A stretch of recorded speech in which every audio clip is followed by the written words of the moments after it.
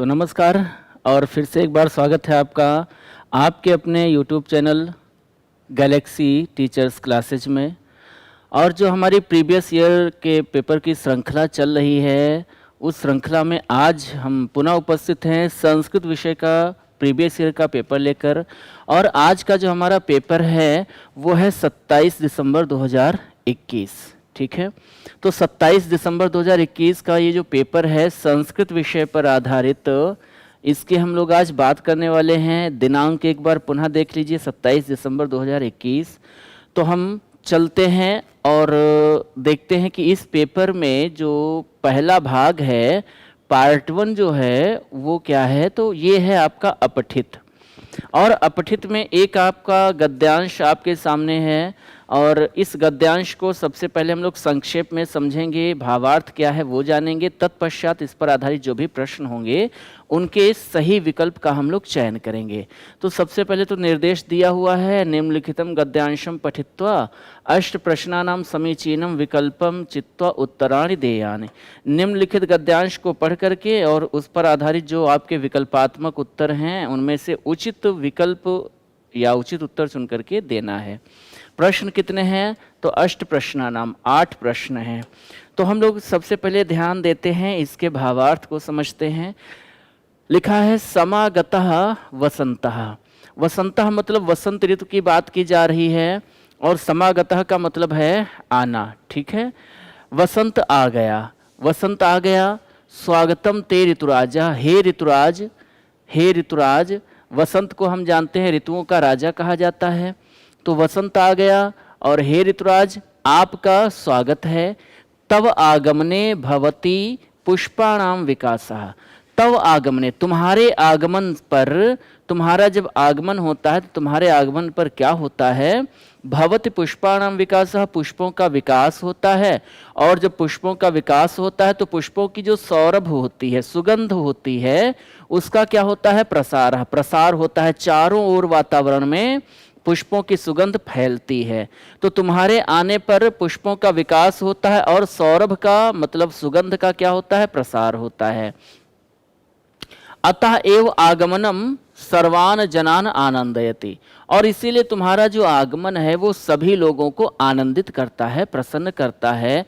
निखिलान प्राणिनः प्रीणयति चराचरम च रमयति। निखिलान प्राणिनः, जितने भी प्राणी हैं, समस्त प्राणियों को, समस्त प्राणियों को। और यहाँ पर देखिए बात किसकी की जा रही है? प्राण की जा रही है। और प्राण का मतलब क्या होता है? जितने भी जीवधारी हैं, केवल मनुष्यों की बात नहीं हो रही है। जितने भी जीवधारी हैं, वो चाहे मनुष्य हों, पशु पक्षी हों, जीव जंतु हों, कीट पतंग हों, सबकी यहाँ पर बात की जा रही है। तो निखिलान प्राणिनः, निखिल प्राणियों की बात हो रही है, समस्त प्राणियों की बात हो रही है। तो सभी प्राणी प्रीणयति मतलब प्रसन्न होते हैं। चराचरम च रमयति, और ये चराचर, चराचर का मतलब क्या है? जगत, संसार। ये चराचर, ये संसार जो है रमयत मतलब सुंदर बनता है। इदानीम वारिणः अत्यधिकम शैत्यम विलीयते। जो अभी कुछ समय पहले, वारि मतलब पानी, कुछ समय पहले जो पानी की शीतलता थी, जो अत्यधिक शीतलता थी, पानी बड़ा ठंडा होता था, वह शीतलता इस समय क्या हो रही है? विलीयते, विलीन हो रही है। अर्थात अब पानी में उतनी शीतलता नहीं बची है, उतना शैत्य नहीं रह गया है। उल्लासस्य उत्साहस्य च सर्वत्र साम्राज्यम राजते। सर्वत्र, सब ओर उल्लास का, आनंद का, हर्ष का, उत्साह का साम्राज्य शोभायमान हो रहा है। चारों ओर, चाहे हम प्रकृति की बात करें, पशु पक्षियों की बात करें, मनुष्यों की बात करें, हर ओर इस समय चारों ओर क्या हो रहा है? आनंद दिखाई दे रहा है, उत्साह दिखाई दे रहा है, उल्लास दिखाई दे रहा है। स्वच्छता एवं दृश्यते परितः। चारों ओर स्वच्छता का वातावरण दिखाई दे रहा है। हमारा वातावरण क्या है इस समय? चारों ओर बड़ा स्वच्छ है। पश्यतु, देखो, भवान निर्मलम आकाशम। देखो, आप देखो, क्या देखो? निर्मलम आकाशम। आकाश इस समय कितना है? स्वच्छ है। तो आकाश इस समय बहुत ही स्वच्छ है। आप स्वच्छ आकाश को देखो। स्वच्छाः दिशः प्रसन्नाः इव भान्ति। जो दिशाएं हैं वो स्वच्छ दिशाएं प्रसन्न की भांति शोभित हो रही हैं, बड़ी प्रसन्नतापूर्ण दिखाई दे रही हैं। सर्वत्र तडागेषु नदीषु कुल्यासु सरहसु च राजते विमलम वारे। सर्वत्र सब ओर, चाहे तडाग की बात करें, तडाग मतलब तालाब की बात करें तो सभी ओर तालाबों में, नदीशु नदियों में, कुल्यासु नहरों में, और सरह जो सरोवर हैं उन सब में राजते विमलम वारे। जो वार है, जो पानी है वो कैसा है? स्वच्छ। तो चारों ओर नदियों में, तालाबों में, नहरों में, सरोवरों में स्वच्छ जल शोभायमान हो रहा है। और उन जलाशयों में क्वचित मुकुलतान अपरत्र प्रफुल्लितान कमल वनानि। जो जलाशय हैं, जो तालाब हैं, जो सरोवर हैं, जो बड़े बड़े जलाशय हैं, उनमें क्या हो रहा है? क्वचित। क्वचित का मतलब क्या है? तो क्वचित का मतलब है कहीं। मुकुलितान, मुकुलितान, मुकुलित मतलब होता है अधखिला, मुकुलित मतलब अधखिला। अपरत्र और दूसरी ओर प्रफुल्लितान, प्रफुल्लित मतलब पूरा विकसित हुआ, प्रसन्न चित्त अवस्था में विकसित हुआ। तो जलाशय जो हैं, जलाशयों में कहीं तो मुकुलित अर्थात अधखिले, और अपरत्र कहीं कहीं दूसरी तरफ क्या होता है? क्या दिखाई देता है? प्रफुल्लितान, बड़े विकसित, पूरी तरह से फूले हुए, विकसित हुए कमल वनानि, कमल के वन दिखाई देते हैं। जलाशयों में जो जलाशय हैं, जो तालाब हैं, सरोवर हैं, उनमें कहीं कहीं तो क्या है? मुकुलित कमल के वन है, मतलब अधखिले कमल के पुष्प, और कहीं पूरी तरह से खिले हुए कमल के पुष्प शोभायमान हो रहे हैं। वारिशु विकसिता नाम पंकजा नाम, वारिश मतलब पानी में विकसित, पंकजा नाम शोभा, कमलों की शोभा जो है वह कस्य मनो न हरति, किसके मन को भला हरण नहीं करती है। जलाशयों में जो खिले हुए कमल की शोभा है वह किसके मन को हरण नहीं करती है, अर्थात किसके मन को आनंदित नहीं करती है। वनेषु वाटिकेषु उद्यानेषु च, चाहे वन हो, चाहे उपवन हो, वाटिका हो, उद्यान हो, हर जगह नाना वर्णान पुष्पान शोभन्ते, नाना प्रकार के, नाना रंगों के पुष्प शोभायमान हो रहे हैं। पुष्पाणाम ऊपर गुंजंत भ्रमराह, पुष्पों के ऊपर भौरे गुंजायमान हो रहे हैं, गुंजार रहे हैं। तेज सानंदम मधुन पिबंती, और वे भौरे जो हैं बड़े आनंद पूर्ण होकर के मधु पी रहे हैं, मतलब कमलों का जो पराग है, उसका जो मधु है उसको पी रहे हैं। आगे क्या लिखा हुआ है इस गद्यांश में वो देखते हैं। मधुना मत्तः पिकः, मधु से मदमस्त होकर के, पिकः मतलब कोयल, मधुर कूजत, मधुर आवाज में कूज रही है, कूक रही है। तस्य ध्वनिम बालकाः अनुकुर्वन्ति, और कोयल की जो ध्वनि है उस ध्वनि का बच्चे क्या कर रहे हैं? अनुकरण कर रहे हैं।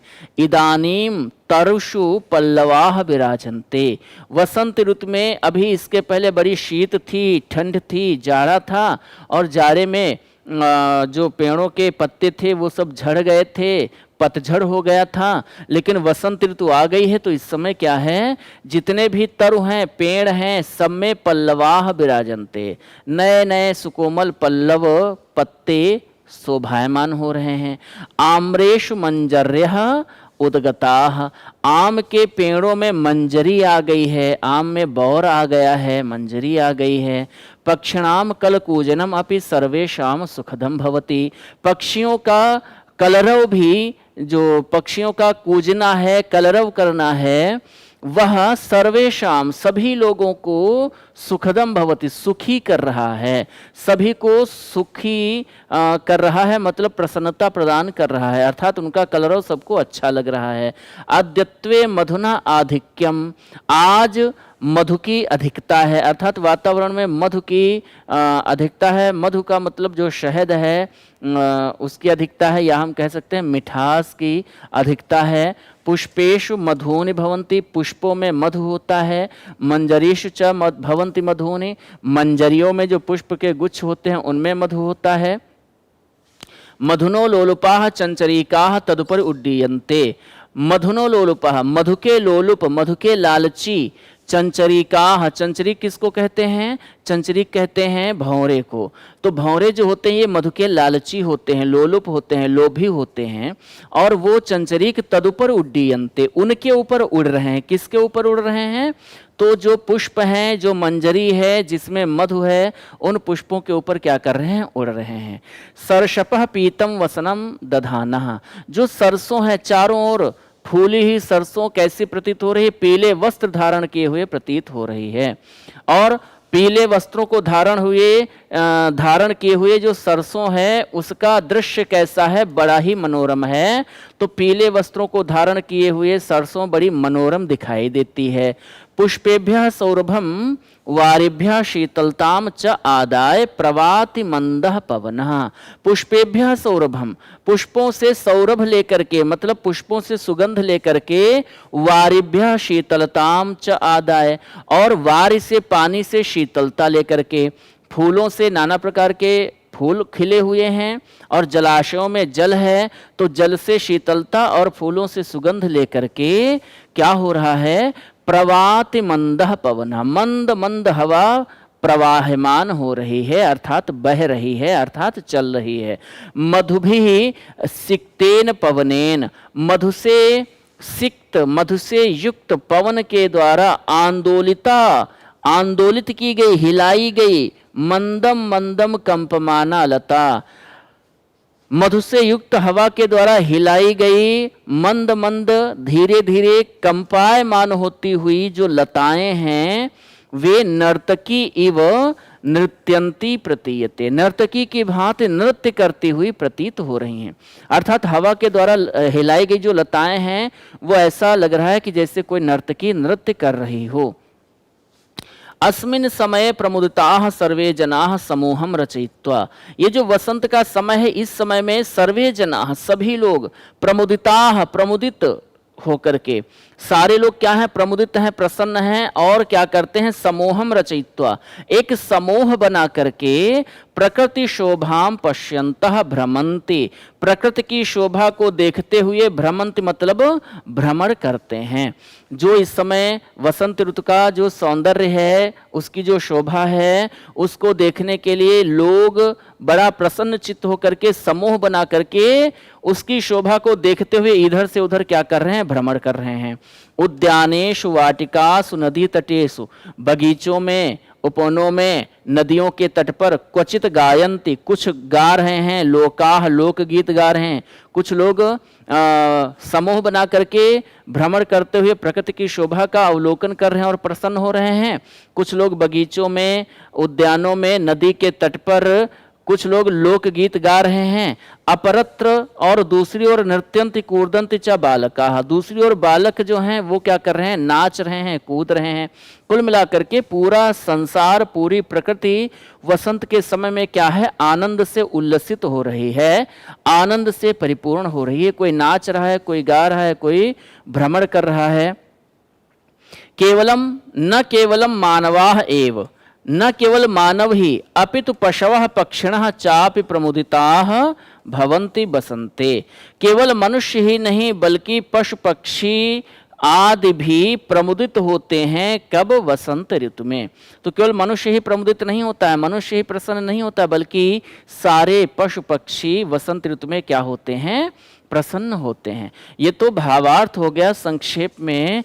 अब हम देखते हैं इस पर आधारित जो हमारा पहला प्रश्न है वो क्या है। अत्र कस्य स्वागतम क्रियते, यहाँ पर थोड़ा सा मुद्रण दोष है, यहाँ पर अत्र होगा, यहाँ पर क्या होगा, अत्र होगा, ठीक है। इसको हम अलग लिखे ले रहे हैं। अत्र, अत्र का मतलब क्या है, यहाँ पर, अत्र मतलब यहाँ पर, यहाँ पर मतलब इस गद्यांश में कस्य स्वागतम क्रियते, किसका स्वागत किया जा रहा है। तो इस गद्यांश में पहली पंक्ति में ही हम लोगों ने स्वागत किया था, किसका किया था, वसंत का किया था। तो अत्र कस्य स्वागतम क्रियते, यहाँ पर किसका स्वागत किया जा रहा है, ऋतु नाम देवतायाः, ऋतुओं के देवता का, ईश्वर से ईश्वर का, वसंत से वसंत का, या फिर कुसुमा नाम फूलों का।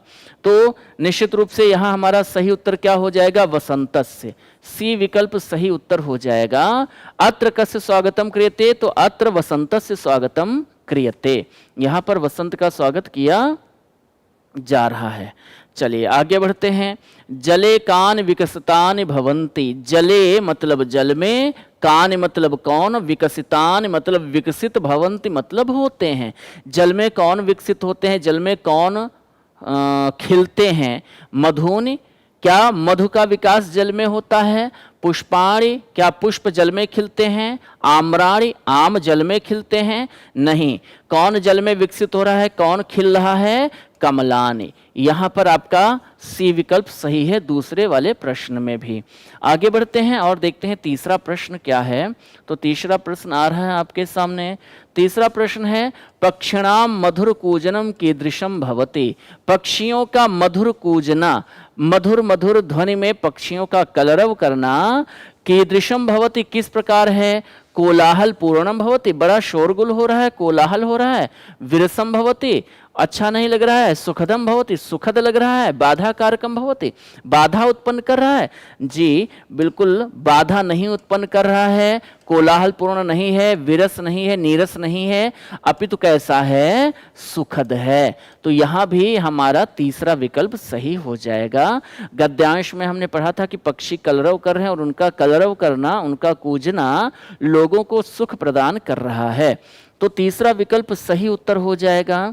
आगे बढ़ते हैं अगले प्रश्न की ओर। पुष्पाणाम ऊपर के गुंजंती, पुष्पों के ऊपर कौन गुंजायमान हो रहे हैं? पुष्पों के ऊपर कौन गूंज रहे हैं? मक्षिकाः, भ्रमराः, मत्कुणाः या फिर पक्षिणाः। तो पुष्पों के ऊपर कौन गूंज रहे हैं, कौन गुंजायमान हो रहे हैं? पक्षी, मत्कुणाः मतलब खटमल, भ्रमरः मतलब भौरे, या मक्षिकाः मतलब मक्खियां। और हमको पता है कि फूलों के ऊपर कौन गुंजायमान हो रहा है, कौन गुंजार कर रहा है? भौरे। ठीक है, तो भ्रमराः दूसरा विकल्प इस प्रश्न में सही हो जाएगा। अगला प्रश्न, पांचवा प्रश्न, निम्नलिखितेषु चंचरीक शब्दस्य कः पर्यायवाची। निम्नलिखितेश अर्थात निम्नलिखित में से चंचरीक शब्द से, चंचरीक शब्द का कह पर्यायवाची, कौन पर्यायवाची है? निम्नलिखित में से चंचरीक शब्द का पर्यायवाची कौन है? तो चंचरीक का पर्यायवाची कौन है? पक्षी है, मधुप है, मक्षिका है या फिर चंचल है। चंचल का मतलब हो गया चलायमान, जो चंचल हो, चलता रहता हो, ये क्या चंचरीक का है पर्याय। या मक्षिका मतलब मक्खी, चंचरीक का पर्याय है। मधु मतलब भौरा, मधु मतलब क्या होता है? भौरा। और देखिए निश्चित रूप से भौरा को हम लोग मधुप कहते हैं, और मधुप किसका पर्याय है? चंचरीक का। चंचरीक किसको कहा जाता है? तो चंचरीक भौरे को कहा जाता है, और भौरे को ही क्या कहा जाता है? मधुप कहा जाता है। तो यहाँ पर हमारा सही उत्तर क्या हो जाएगा? मधुपः। सी विकल्प सही उत्तर हो जाएगा। चंचरीक क्या होता है? भौरा होता है, भौरे को ही क्या कहते हैं? मधुप कहते हैं। तो तीसरा विकल्प सही है। दधाना इत्यस्मिन् पदे कः प्रत्ययः। अब आपसे पूछा जा रहा है कि दधाना इस पद में कौन सा प्रत्यय है? दधाना इत्यस्मिन् पदे कः प्रत्ययः अर्थात दधाना इस पद में कौन सा प्रत्यय है? तो दधाना में अक्तवत प्रत्यय है क्या, अक्त प्रत्यय है क्या, शानच प्रत्यय है क्या, या फिर सत्य प्रत्यय है? तो दधाना में अंत में देखिए आन आ रहा है, अंत में क्या आ रहा है? आन। और हम लोगों ने बात की थी कि जहां पर आन होगा या मान होगा वहां पर प्रत्यय कौन सा होगा? शानच होगा। धा धातु है, धा धातु के साथ सानच प्रत्यय का विधान किया गया है, तब हमारा शब्द क्या बना है? दधाना। तो यहां हमारा दूसरा विकल्प सही उत्तर हो जाएगा। आगे बढ़ते हैं और अगला प्रश्न हमारा है, निम्नलिखितेषु कर्मवाच्यस्य किम उदाहरणम। निम्नलिखित में से कर्मवाच्य का उदाहरण कौन है? तो कर्मवाच्य का उदाहरण कौन है निम्नलिखित में से? आनंदित तो होगा नहीं क्योंकि ये परस्मय पद का है। नृत्यंत भी नहीं होगा क्योंकि ये भी परस्मय पद का है। उड्डीयन्ते या दृश्यते में से हो सकता है कोई। तो अगर हम उड्डीयन्ते की बात करें तो अभी एक पंक्ति आई थी, भ्रमराः उड्डीयन्ते, भंवरे उड़ते हैं। और भ्रमराः उड्डीयन्ते में भ्रमर जो है वो कर्ता है और कर्ता की प्रधानता है, क्योंकि कर्ता में प्रथमा लगी है, तो उड्डीयन्ते भी यहाँ पर आपका सही विकल्प नहीं होगा। और जब ये तीनों विकल्प गलत हो गए तो एक ही विकल्प आपके सामने शेष है, और वो क्या है? दृश्यते। तो दृश्यते ये कर्मवाच्य का प्रयोग है, कर्मवाच्य का उदाहरण है। दृश्यते सही उत्तर हो जाएगा। ठीक है, आगे बढ़ते हैं। आठवां प्रश्न देखते हैं क्या है। निम्नलिखितेषु किम पदम विशेषण रूपेण प्रयुज्यते, निम्नलिखित में से कौन सा पद विशेषण के रूप में प्रयुक्त हुआ है। तो हमें बताना है कि निम्नलिखित में से कौन सा पद विशेषण के रूप में प्रयुक्त हुआ है। ध्यान दीजिए, यहाँ पर आप देख पा रहे होंगे कि ये 4 विकल्प हैं और चारों विकल्प हमको कहीं ना कहीं क्रिया का बोध कराते हैं। राजते का मतलब है शोभायमान होना, है ना, शोभायमान होना, क्या होना, शोभायमान, है ना। गुंजंत का मतलब क्या है, गूंजना, गुंजार करना, तो ये हो गया गूंजना। दृष्टे का मतलब क्या हो गया, देखना, ठीक है। और पश्यंतः का मतलब क्या हुआ, देखते हुए, पश्यंतः का मतलब क्या है, देखते हुए। ध्यान दीजिएगा, अगर हम इनको देखें तो हमें कहीं ना कहीं चारों विकल्पों में क्रिया का बोध हो रहा है। ये चारों विकल्प हमारे क्रिया से जुड़े हैं, क्रिया से संबंधित हैं। हमसे प्रश्न कहा जा रहा है कि कौन सा इन 4 विकल्पों में से कौन सा वो पद है जो विशेषण के रूप में प्रयुक्त हुआ है। तो ध्यान दीजिए, जब हम लोग प्रत्यय पढ़ते हैं, कृत प्रत्यय पढ़ते हैं, तो वहां पर हम पढ़ते हैं एक प्रत्यय हमारा होता है कौन सा, क्षत्रिय, और एक क्या होता है, शानच। और हम पढ़ते हैं कि ये दोनों प्रत्यय विशेषण बनाते हैं, इनके द्वारा बने हुए पद क्या होते हैं, विशेषण होते हैं। तो ये देखिए, राजते जो है ये आपका लट लकार आत्मनेय पद का रूप है, ये आपका धातु रूप है, ये तो होगा नहीं, ये आपका क्या है, धातु रूप है। लट लकार प्रथम पुरुष एक वचन आत्मनेय पद का धातु रूप है, ये तो होगा नहीं। गुंजंत जो है ये परस्मय पद, परस्मय पद किसको कहते हैं, जो हमारी सकर्मक क्रियाएं होती हैं। ये परस्मय पद लट लकार मतलब वर्तमान काल प्रथम पुरुष बहुवचन का रूप है, ये भी धातु रूप हो गया, ये भी विशेषण नहीं है। दृश्यते ये जो है दृश्य धातु का आत्मनेय पद प्रथम पुरुष एक वचन लट लकार का रूप है, ये भी नहीं होगा। अब एक ही आपके सामने विकल्प शेष है, वो क्या है, पश्यंतः। तो जब हम दृश्य धातु के साथ शत्र प्रत्यय का प्रयोग करते हैं, तो दृश्य धातु के साथ शत्र प्रत्यय का प्रयोग करने पर हमारा रूप बनता है पश्यन, पुल्लिंग में बनता है, क्योंकि ये विशेषण है और विशेषण जो होते हैं वो तीनों लिंगों में चलते हैं। तो पश्यन बनता है पुल्लिंग में, और पश्यंती बनता है कहाँ, स्त्रीलिंग में, और पश्यत बनता है कहाँ, नपुंसकलिंग में। ये तीनों लिंगों के रूप बनते हैं, पश्यन, पश्यंती, पश्यत। पश्यन क्या है, पुल्लिंग है, पश्यंती क्या है, स्त्रीलिंग है, और पश्यत क्या है, नपुंसकलिंग है। अब ये विशेषण है तो इनके रूप चलेंगे, जैसे हम लोग राम के रूप पढ़ते हैं, बालक के पढ़ते हैं, फल के पढ़ते हैं, नदी के पढ़ते हैं, ऐसे इनके शब्द रूप बनेंगे, ये विशेषण इसलिए। अब पश्यन के रूप कैसे चलेंगे, भगवान की तरह, है ना, जैसे उस भगवान के चलते हैं भगवान भवंतो भवंता, ऐसे ही किसके चलेंगे, पश्यन पश्यंतो पश्यंता, किसके चलेंगे, पश्यन के। तो यहाँ पर देखिए पश्यंतः जो है ये प्रथमा विभक्ति बहुवचन का रूप है, किसका रूप है, ये प्रथमा विभक्ति बहुवचन का रूप है। और निश्चित रूप से पश्यंतः जो है ये आपका विशेषण पद है। और पश्यंतः में अगर हम देखें तो दृश्य धातु है और प्रत्यय कौन सा है, शत्र प्रत्यय है। तो आपसे पूछा गया था विशेषण के रूप में कौन सा पद प्रयुक्त हुआ है, डी विकल्प यहाँ पर सही उत्तर हो जाएगा। कौन सा उत्तर सही हो जाएगा, डी। ये आपके गलत हैं, ए भी गलत है, बी भी गलत है, सी भी गलत है, सही उत्तर क्या है, पश्यंतः, ठीक है। और पश्यंतः जो है ये प्रथमा विभक्ति बहुवचन का रूप है। चलिए 8 प्रश्न थे इस गद्यांश पर आधारित, 8 प्रश्न हमने देख लिए। अब हमारे सामने अगला गद्यांश आ रहा है। निम्नलिखित गद्यांशम पठित्वा प्रश्नानां समीचीनम विकल्पम चित्वा उत्तराणि देयानि। यहाँ पर देयानि होगा, ठीक है। निम्नलिखित गद्यांशम पठित्वा प्रश्नानां समीचीनम विकल्पम चित्वा, यहाँ भी थोड़ा सा मुद्रण दोष है, विकल्पम चित्वा उत्तराणि देयानि, उत्तर दीजिए। निम्नलिखित गद्यांश को पढ़ करके और प्रश्नों के समीचीन विकल्पों को चुन करके उत्तर दीजिए। चलिए हम लोग पढ़ते हैं कि ये जो हमारा गद्यांश है इसका सबसे पहले देखते हैं भावार्थ क्या है, उसके बाद हम उत्तर की बात करते हैं। संस्कृत भाषा भारतवर्ष से संस्कार भाषा, जो हमारी संस्कृत भाषा है ये भारतवर्ष की संस्कार की भाषा है। हम लोग जब संस्कृत शब्द की व्युत्पत्ति पढ़ते हैं, व्युत्पत्ति समझते हैं और फिर हम व्युत्पत्ति लभ्य अर्थ उसका समझते हैं। संस्कृत शब्द बना है सम उपसर्ग पूर्वक क्री धातु अक्त प्रत्यय और सुट के आगम से बना है। संस्कृत शब्द का व्युत्पत्ति पर आधारित अर्थ क्या होता है? संस्कारित करना, संस्कारवान बनाना, परिमार्जित करना या परिनिष्ठित करना, ये सब अर्थ होते हैं संस्कृत के। तो संस्कृत भाषा जो है ये भारतवर्ष के संस्कार की भाषा है।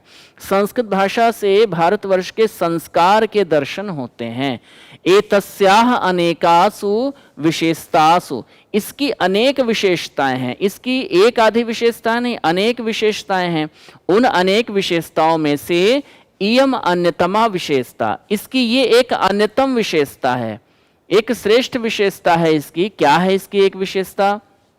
यत की अस्याह वांगमये, इसका जो वांगमय है, वांगमय मतलब इसका जो साहित्य है, इसका जो साहित्य है, इसका जो वांगमय है, इसके वांगमय में विद्यमानाः सूक्तयः, जो सूक्तियां विद्यमान हैं, विद्यमान का मतलब विराजमान है, इसकी अनेक विशेषताओं में से एक विशेषता ये है, अन्यतम विशेषता मतलब प्रमुख विशेषता ये है कि इसका जो साहित्य है, इसके साहित्य में विद्यमान जो सूक्तियां हैं, वो सूक्तियां अभ्युदयाय प्रेरयन्ति, हमको अभ्युदय के लिए, अभ्युदय मतलब उत्थान के लिए, अपना विकास करने के लिए क्या करती हैं?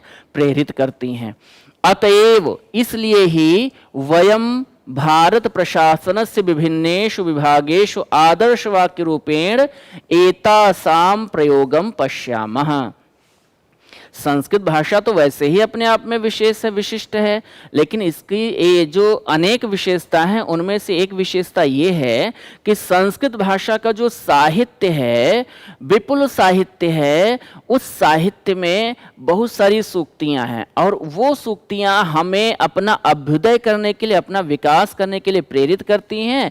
और इसी का प्रभाव देखा जा रहा है कि भारत के प्रशासन के जो विभिन्न विभाग हैं, अर्थात भारतीय प्रशासन के जो अनेक विभिन्न या हम कह सकते हैं अनेक विभाग जो हैं, उन विभागों में आदर्श वाक्य रूपेण, आदर्श वाक्य के रूप में, ध्येय वाक्य के रूप में एतासाम प्रयोगम पश्यामः, संस्कृत की इन्हीं सूक्तियों का प्रयोग देखा जाता है। भारतीय प्रशासन के जो विभिन्न विभाग हैं, उन विभागों में संस्कृत साहित्य की इन्हीं सूक्तियों का प्रयोग देखा जाता है। जैसे यदि वयम भारत शासन से राज सिंहम पश्यामः, यदि हम भारतीय शासन के राज सिंह को देखें, राज सिंह का मतलब आपने देखा होगा भारतीय शासन का जो एक लोगो है उसमें एक राज सिंह बना हुआ है, एक शेर बना हुआ है। अगर उसको हम देखें तो वहां पर हमें सत्यमेव जयते इत्येषा संस्कृत पद्यांशा लिखिता अस्ति, वहां में दिखाई देता है कि वहां पर एक संस्कृत पद्यांश लिखा है, संस्कृत का एक श्लोक जो है उसका एक भाग लिखा हुआ है। क्या लिखा हुआ है? सत्यमेव जयते। और ये सत्यमेव जयते जो है ये क्या बोध कराता है कि परिस्थितियां कितनी भी विषम हों, लेकिन विजय जब भी होती है सत्य की ही होती है, सत्य कभी पराजित नहीं होता है। और ये कहीं ना कहीं हमें एक प्रकार से धैर्य बंधाता है कि हमें विपरीत परिस्थितियों में भी विचलित होने की आवश्यकता नहीं होती है। कितने भी आरोप प्रत्यारोप लग जाएं, लेकिन अगर आप अपनी जगह पर सही हैं तो विजय आप ही की निश्चित है, आज नहीं तो कल, लेकिन विजय आपकी ही होगी। और ये पद्यांश कहाँ लिखा है? तो भारत का जो राज चिन्ह है, राज सिंह है, उस पर ये पद्यांश लिखा है।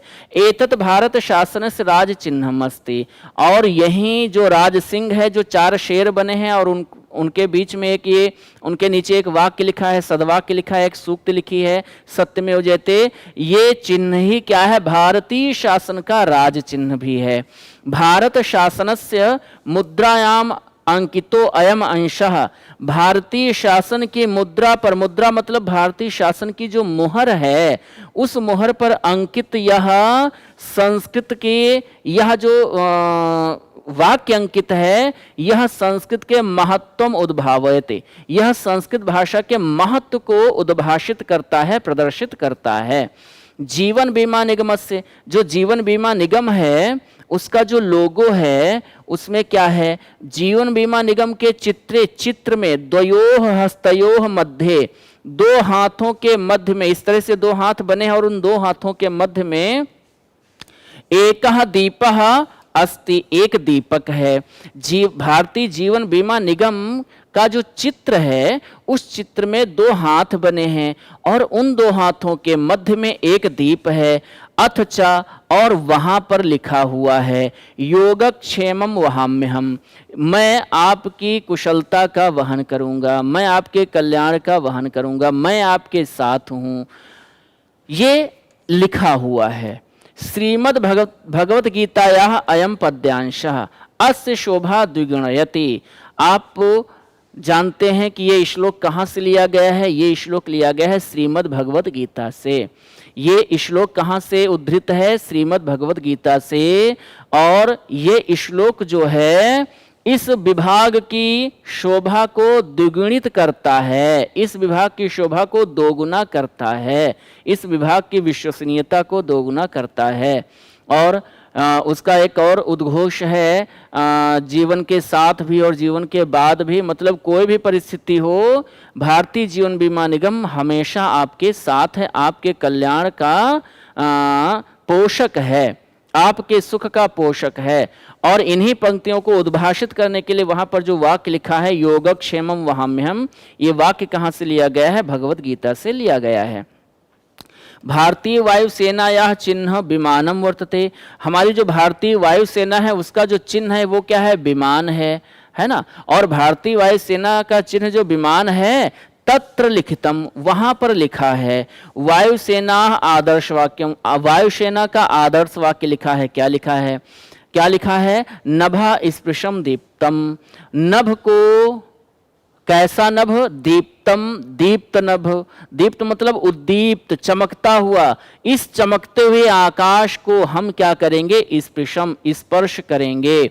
तो हमारी जो भारतीय वायुसेना है उसका एक चिन्ह है क्या? विमान। और उस विमान पर क्या लिखा हुआ है?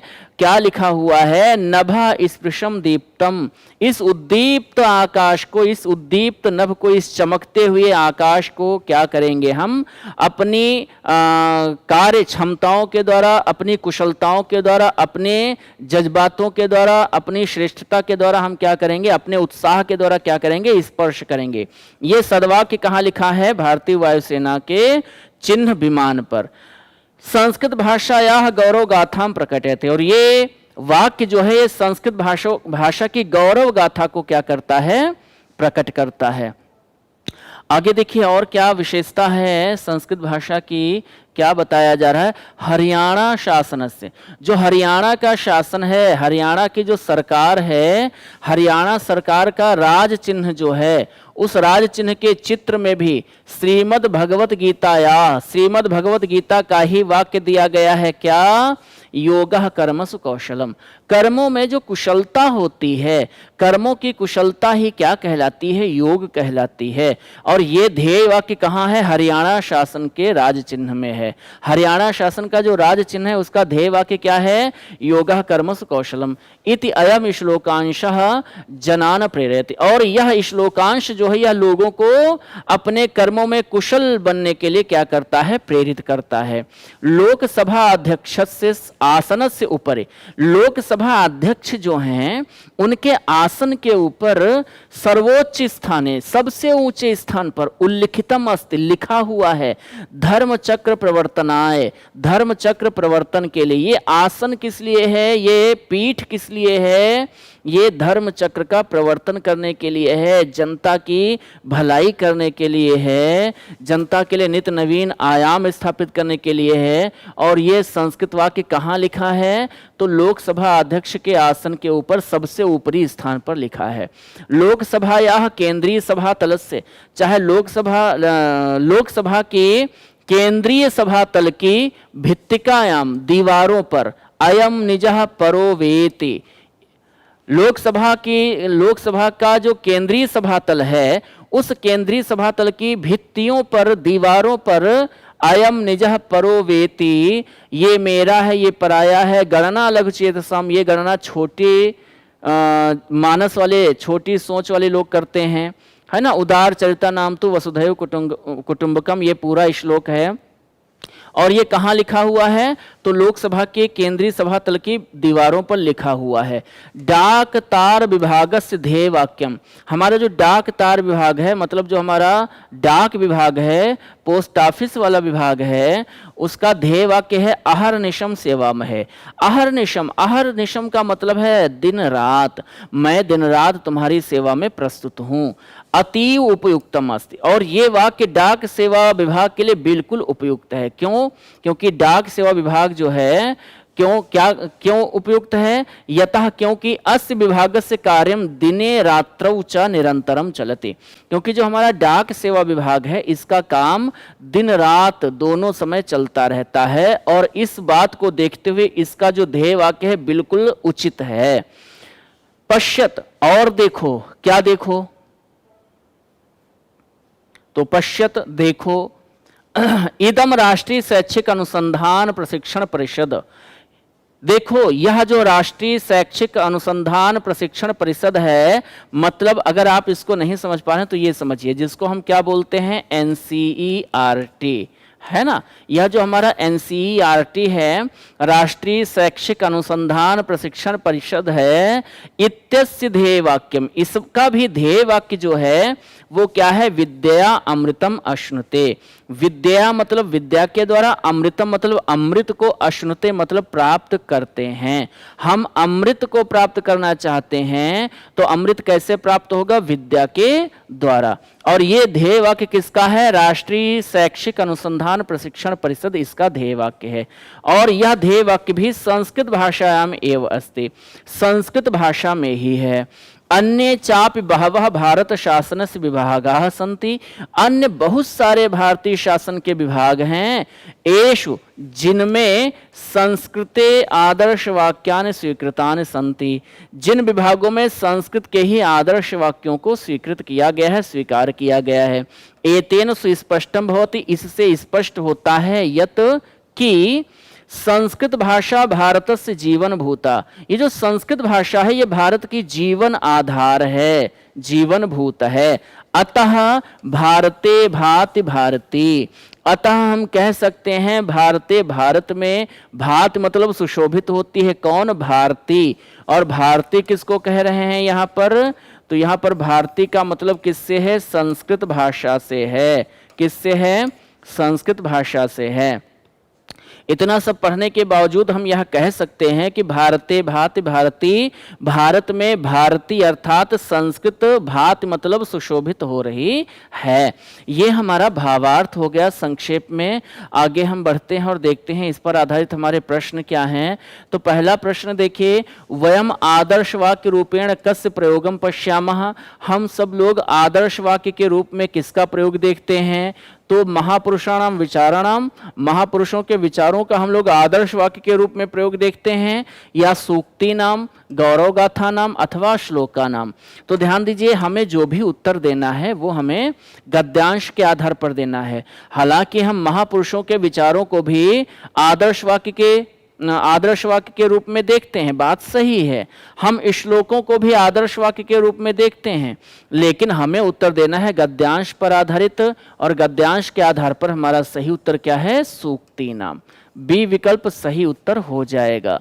आगे बढ़ते हैं और अगला प्रश्न हम देखते हैं, लोकसभा अध्यक्षस्य आसने किम उल्लिखितम अस्ति, लोकसभा अध्यक्ष के आसन पर क्या उल्लिखित है, क्या लिखा हुआ है, तो लोकसभा अध्यक्षस्य आसने धर्म चक्र प्रवर्तनाय इति उल्लिखितम अस्ति, ए विकल्प सही उत्तर हो जाएगा।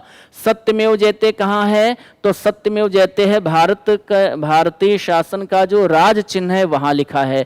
योगक्षेमम वहां में कहाँ है, यह है जीवन बीमा निगम जो है उसके लोगों में लिखा है। नभा स्पृशम दीप्तम कहाँ है, वायुसेना का ध्येय वाक्य है, तो नभा स्पृशम दीप्तम वायुसेना का ध्येय वाक्य हो गया। योगक्षेमम वहां में हम किसका ध्येय वाक्य हो गया, जीवन बीमा का। सत्यमेव जयते भारत शासन का ध्येय वाक्य है। और धर्म चक्र प्रवर्तनाएं ये कहाँ पर लिखा है, लोकसभा अध्यक्ष के आसन के ऊपर लिखा हुआ है। तो ए विकल्प हमारा सही उत्तर हो जाएगा। आगे बढ़ते हैं, अगला प्रश्न क्या है, योगः कर्मसु कौशलम वाक्यम इदम कस्माद ग्रंथात ग्रहीतम, योगः कर्मसु कौशलम वाक्यम इदम। योगः कर्मसु कौशलम, ये वाक्य कस्माद ग्रंथात ग्रहीतम, किस ग्रंथ से ग्रहण किया गया है अर्थात लिया गया है। तो योगा कर्मस कौशलम हरियाणा सरकार का ये ध्येय वाक्य है और ये किस ग्रंथ से लिया गया है? उपनिषद से, रामायण से, भगवत गीता से, भागवत पुराण से। तो हमें पता है ये ध्येय वाक्य कहाँ से लिया गया है? ये लिया गया है श्रीमद् भगवत गीताया अर्थात श्रीमद् भगवत गीता से। सी विकल्प बिल्कुल सही उत्तर है, उचित और उपयुक्त उत्तर है। 12वां प्रश्न, कस्य विभागस्य कार्यम अहर्निशम चलते। कस्य विभागस्य कार्यम, किस विभाग का कार्य, भारत के शासन में वो कौन सा विभाग है जो दिन रात कार्य करता है? रक्षा विभाग, शिक्षा विभाग, सूचना विभाग या डाकतार विभाग? ध्यान दीजिएगा, अगर हम रक्षा विभाग की बात करें तो भाई कहीं ना कहीं हमारे सैनिक भी दिन रात तो हमारी रक्षा कर रहे हैं, लेकिन हमें उत्तर किस पर आधारित देना है? गद्यांश पर आधारित। रक्षा विभाग की बात गद्यांश में नहीं की गई है और जब बात नहीं हुई तो हमें जो गद्यांश में है वो उत्तर देना है। और यहाँ पर सही उत्तर क्या हो जाएगा? यहाँ पर सही उत्तर क्या हो जाएगा? डाक तार विभाग से। डी विकल्प सही उत्तर हो जाएगा। किस विभाग का कार्य अहर्निश चलता है? डाक तार विभाग का कार्य अहर्निश चलता है। अगला प्रश्न है प्रश्न संख्या 13, गद्यांशे प्रयुक्तस्य अश्नुते पदस्य निम्नलिखितेषु को अर्थः। गद्यांशे प्रयुक्तस्य, गद्यांश में प्रयुक्त हुए अश्नुते पदस्य, अश्नुते इस पद का निम्नलिखित में से को अर्थः कौन सा अर्थ है? तो अश्नुते का मतलब क्या? खादति है, अनाति है, आनंदयति है या प्राप्नोति है? तो अश्नुते का अर्थ क्या है? अश्नुते पद का प्रयोग किस अर्थ में किया गया है? तो प्राप्नोति। ध्यान दीजिए कहां पर ये आया है? विद्या अमृतम अश्नुते। विद्या अमृतम अश्नुते मतलब विद्या के द्वारा अमृत को या अमृत को प्राप्त किया जाता है। तो ये प्राप्त करने के अर्थ में है। डी विकल्प सही उत्तर हो जाएगा। 14वां प्रश्न है, पश्यत इत्यस्य पदस्य निर्वचनम किम अस्ति। पश्यत इस पद का निर्वचन क्या है? मतलब ये पूछ रहा है कि जो पश्यत है इसमें आपको ये बताना है कि ये किस लकार का है, किस धातु का है, ये कैसे बना है। तो पश्यत जो है ये आपका दृश्य धातु लोट लकार मध्यम पुरुष बहुवचन का रूप है। पश्यतु, पश्यताम, पश्यन्तु, पश्य, पश्यता, पश्यतम, पश्यत, पश्यानि, पश्याव, पश्याम, ये रूप चलते हैं। और पश्यत जो है ये आपका लोट दृश्य धातु है, लोट लकार है, मध्यम पुरुष है और क्या है? बहुवचन है। तो निश्चित रूप से बी विकल्प सही उत्तर हो जाएगा। आगे बढ़ते हैं और 15वां प्रश्न आ रहा है, निश्चित रूप से आखिरी प्रश्न भी है ये। और 15वां प्रश्न जो है वो क्या है? लोकसभायाः अत्र का विभक्ति किम वचनम। लोकसभायाः यहाँ पर कौन सी विभक्ति है और कौन सा वचन है? ध्यान दीजिए, अगर आपने लता के रूप पढ़े हैं, लता हमारा आकारांत स्त्रीलिंग है। लता शब्द कैसा है? आकारांत स्त्रीलिंग है। अगर इसके रूप आपने पढ़े हैं तो इसी तरह से क्या चलेगा? लता की तरह क्या चलेगा? लोकसभा। क्या चलेगा? लोकसभा का रूप। अभी जो लोकसभा है ये भी आकारांत स्त्रीलिंग है और इसके रूप भी किसकी तरह चलेंगे? लता की तरह चलेंगे। और लता के जब हम रूप पढ़ते हैं तो लता के रूप में लतायाः शब्द हमें 2 बार मिलता है। लतायाः शब्द हमें कितनी बार मिलता है? 2 बार। और ये कहाँ कहाँ होता है? तो ये आपका पंचमी एक वचन में होता है और कहाँ होता है? षष्ठी एक वचन में होता है। पंचमी और षष्ठी के एक वचन में ये रूप हमको मिलता है। तो जैसे लतायाः है ऐसे ही क्या हो जाएगा? लोकसभायाः। क्या हो जाएगा? बोलिए, लोकसभायाः। और ये भी या तो पंचमी में होगा या कहाँ होगा? षष्ठी में होगा। अब पंचमी है या षष्ठी है? पहली बात तो अगर पंचमी षष्ठी दोनों होते तो भी हमें उत्तर वो देना पड़ता जो इस गद्यांश के आधार पर होता। ठीक है, हमें गद्यांश के आधार पर ही उत्तर देना है। तो पंचमी षष्ठी दोनों में ये रूप प्रयुक्त होता है। लेकिन ध्यान दीजिए यहाँ पर पंचमी आपको कहीं दिख नहीं रहा है। पंचमी कहीं है नहीं। द्वितीया है ये होगा नहीं, चतुर्थी होगा नहीं, सप्तमी होगा नहीं, पंचमी है ही नहीं। इसलिए एक ही विकल्प शेष है, वो कौन सा है? षष्ठी विभक्ति बहुवचन। अगर पंचमी भी होता तो भी हम पंचमी नहीं लिखते, ना हम लिखते पंचमी षष्ठी दोनों। क्यों? क्योंकि हमें उत्तर देना था गद्यांश के आधार पर। ठीक है, और गद्यांश के आधार आधार पर हमने अभी गद्यांश को पढ़ा तो वहां लिखा था लोकसभा के जो दीवारें हैं उन दीवारों पर हमारे सदवाक्य लिखे हैं, है ना। तो वहां पर काकी के चिन्ह आया है, षष्ठी विभक्ति का प्रयोग हुआ है, संबंध कारक का प्रयोग हुआ है, निश्चित रूप से आपका चौथा विकल्प सही उत्तर है। और इसी के साथ ये श्रृंखला हमारी समाप्त होती है। तो बहुत बहुत धन्यवाद हमारे साथ अंत तक बने रहने के लिए। और ये हमारा पहला भाग था अपठित वाला, इसका अगला भाग हम अगली क्लास में लेकर उपस्थित होंगे और उसमें हम लोग पेडागोजी के प्रश्नों का अध्ययन करेंगे। और निश्चित रूप से ये श्रृंखला जो हम लोग लेकर उपस्थित हो रहे हैं आपके लिए ही है, आपके लिए ही है। और आपके लिए जो श्रृंखला है उसमें आपकी उपस्थिति कहीं ना कहीं अपेक्षित रहती है। तो आप सभी लोग अधिक से अधिक संख्या में हमारे साथ जुड़ें। आप इस वीडियो को खुद देखें, इस क्लास को खुद देखें और अपने इष्ट मित्रों तक भी इसको पहुंचाने में हमारा सहयोग करें। ये क्लास आपको कैसी लगी कमेंट करके ज़रूर बताइएगा। हम पुनः मिलेंगे एक नई क्लास में नए टॉपिक के साथ। तब तक के लिए अपना ध्यान रखिए। बहुत बहुत धन्यवाद। नमस्कार।